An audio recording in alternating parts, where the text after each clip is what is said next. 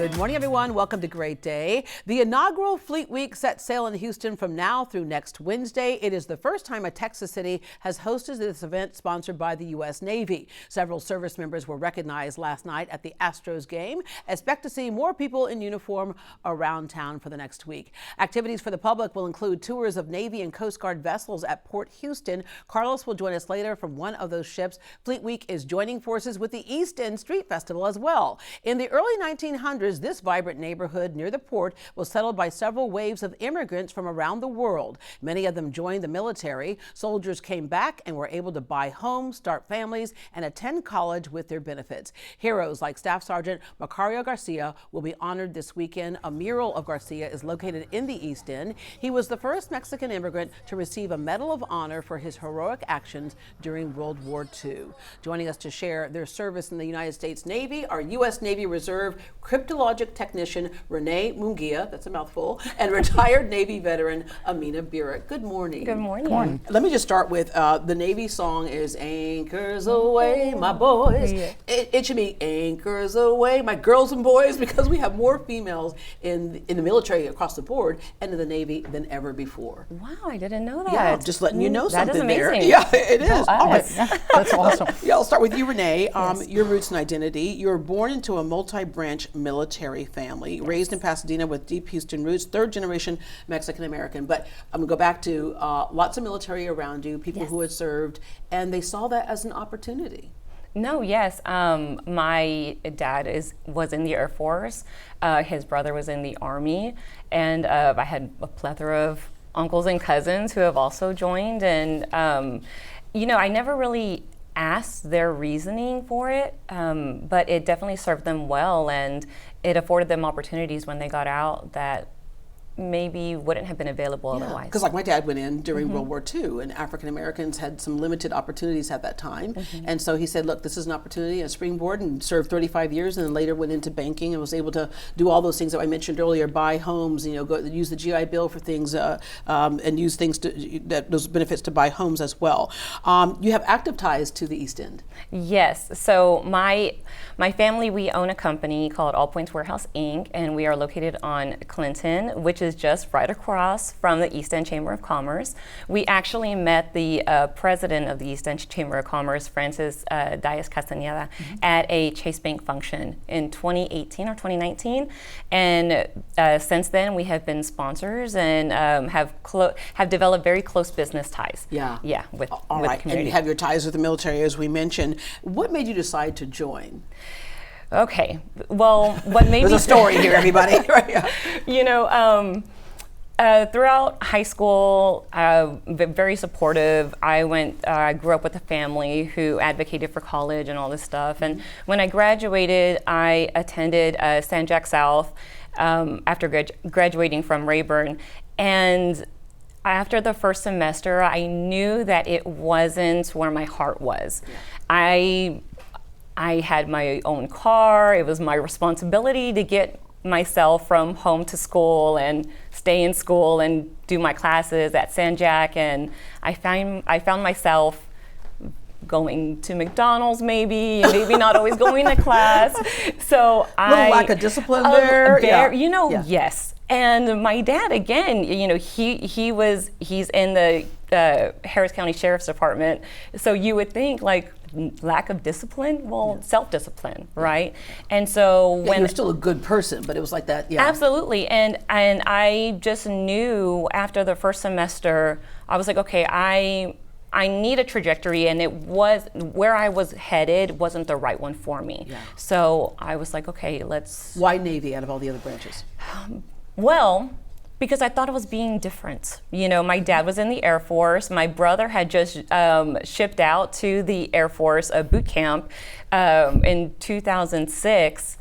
And I was just like, I'm like, no, I'm gonna do Navy. Yeah, the military looks great in movies, right? And then there's real life, right? Yeah. And so, what was that like for you? It is an adjustment, but on the other end of that, you learned a lot of things. Okay, so as far as the Navy, what I learned was discipline and holding myself accountable. Being where I need to be and being there on time and looking at it as it being a part of a critical mission. You know, whether it was just showing up for my Navy school training, or showing up to relieve someone for a watch on time, you know, because we have to work certain days and on a rotation.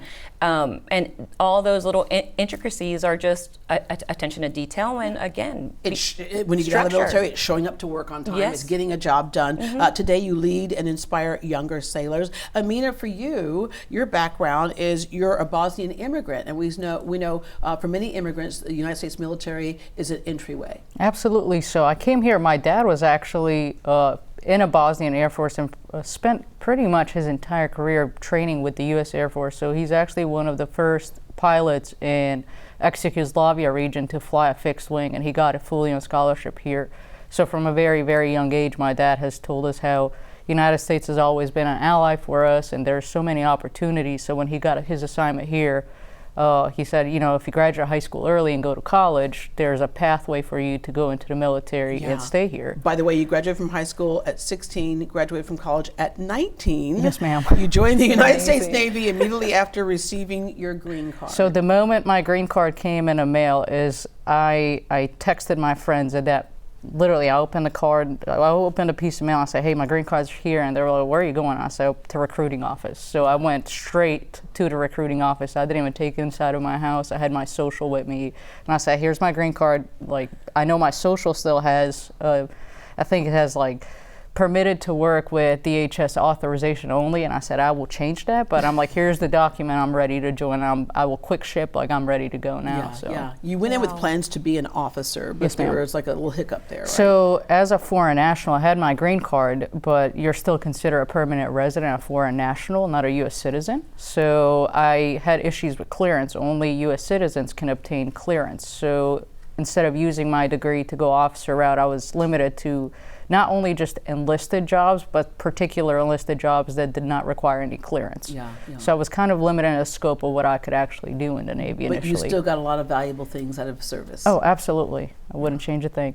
All right, you had a traumatic brain injury that ended your military career. Do you mind if I ask what happened there? So I actually, we were in shipyards, and I ended up falling down a ladder. I fainted and fell down a ladder, hit my head, and didn't really think. I played college sports, so I didn't really think of anything. My head hurt for a couple times, like, you know, a couple days, but I was like, just another concussion. And it wasn't until I started stuttering and losing my balance and really losing my memory that I thought, like, well, I really have a problem. So I went to Tripler Army Medical Center in Hawaii, and they did the test, and they said, hey, you know, you had a traumatic brain injury.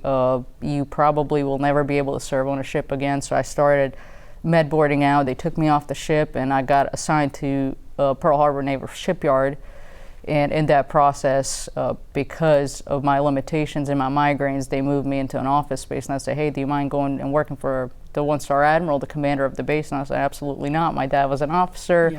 I feel completely comfortable with and here's the cool thing. You mentioned that word limitations, but at the same time, you have resilience. You didn't let that stop you from, you know, going on and achieving so many other goals. No, I am very goal-driven. So once I set something, once I set my mind to something, I tried to do the best I can. So I knew that military was no longer going to be a career, so I started planning for a transition. So I started taking classes like Boots to Business, started researching. I knew I didn't want to work for somebody else getting out.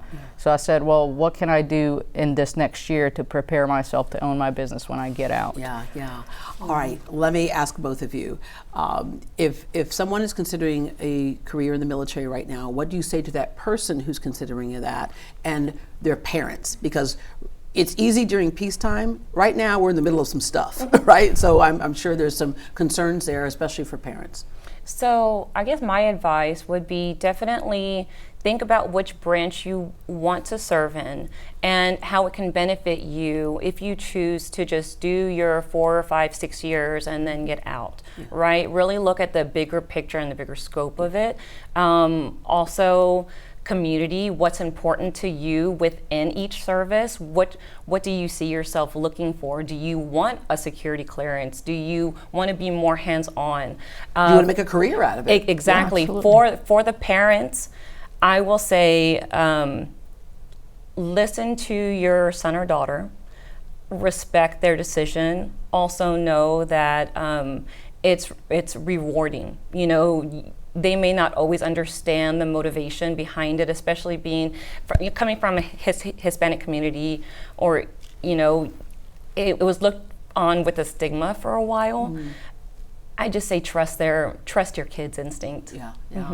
I would just say make the best out of every opportunity. Again, you look at my journey, I was very limited, but I made the best out of every situation that I could. So look into the programs that the military offers. Again, not every service offers the same things. So for Navy, the tuition assistance program just changed. So you have to be in, I believe, for 3 years now before you can tap into your benefits. Whereas I think for other services, for the Army, for example, it's like a year. So look at all the things, compare apples to apples, and figure out, like Renee said, what is right for you. Yeah, because there are so many jobs. So many. That is something that is right for you. Yes, and some translate well better into the civilian sector than others do, right? Like, I'm a cryptologic technician. I don't know what that means. Right. And how does that translate? You know, especially here in Houston, like, I wouldn't even know, you know? And Amina, you're a boatswain's mate. So what we do is we are the oldest rate in the Navy. We carry all the heritage and the history, but really what we do is we rig and drive the ships. So we rig the ships, while in port, we do the maintenance. So painting, and when people ask me what I did, I said chip paint, and they laugh. I'm like, no, seriously, that was my job, is to chip paint. So much more than that. But you're so right about that, because a lot of times we find that it's hard sometimes for them, and I know my dad kind of went through this too, to transition into civilian life. Right. But your skills that you learn there, even if it is just something like just discipline, showing up on time, Yeah. all that is translatable. I know a guy who played the trumpet in the military band, so he teaches music in the high school, right? So there you go. I played the clarinet during my boot camp graduation. Oh, wow. Yes, we had, Navy. We had it was a 900 division, and we were the performing division. Well, there you go. Yes. Ladies, thank you so much for joining us this morning. To connect with Renee and Amina, you can visit greatdayhouston.com.